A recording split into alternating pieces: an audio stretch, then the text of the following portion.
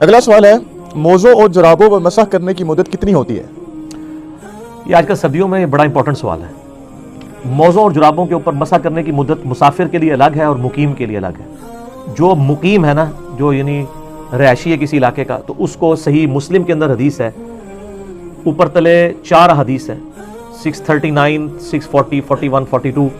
سیدہ عائشہ کے پاس ایک تابعی آتا ہے اور کہتا ہے کہ بتائیں کہ نبی علیہ السلام نے موزوں کے اوپر مسح کی مدت کیا مقرر کی تھی؟ یہ چمڑے کے جو موزے ہوتے ہیں، اسے خفین کہتے ہیں عربی میں، اور جو جرابیں والے جو موزے ہیں ان کو ہم جرابین کہتے ہیں عربی میں۔ یہ دونوں سنت ہے، جیسے پگڑی الگ سے سنت ہے، ٹوپی الگ سے سنت ہے۔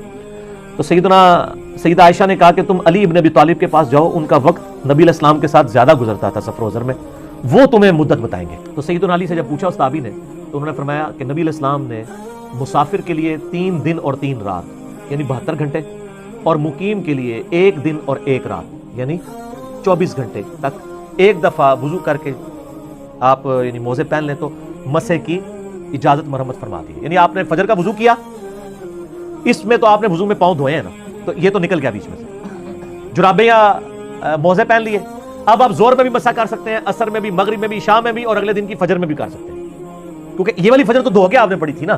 پریکٹیکلی تو 24 گھنٹے کیسے پورے ہوں گے؟ یعنی وہ 5 نمازوں تک ہے کہ زور، عصر، مغرب، عشاء اور اگلی فجر۔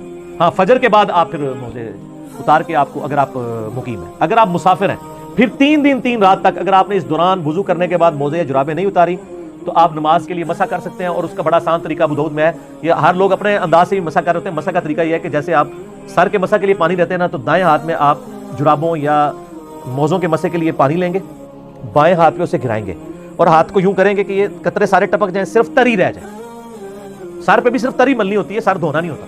جب تری رہ جائے نا، تو دایاں جو پاؤں ہیں اس کے اوپر والے حصے کا دائیں ہاتھ سے مسح یوں کرنا ہے، پیرلل میں دونوں، اور بائیں سے بائیں کا۔ بعض اس کے لیے لادہ گیلا کر کے دونوں ہاتھ پہلے ادھر پھیرتے ہیں، پھر ادھر پھیرتے ہیں، نیچے سے بھی اوپر سے بھی۔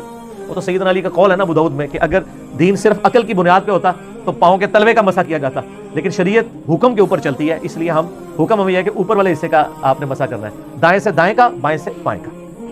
تو یہ سنت ہے۔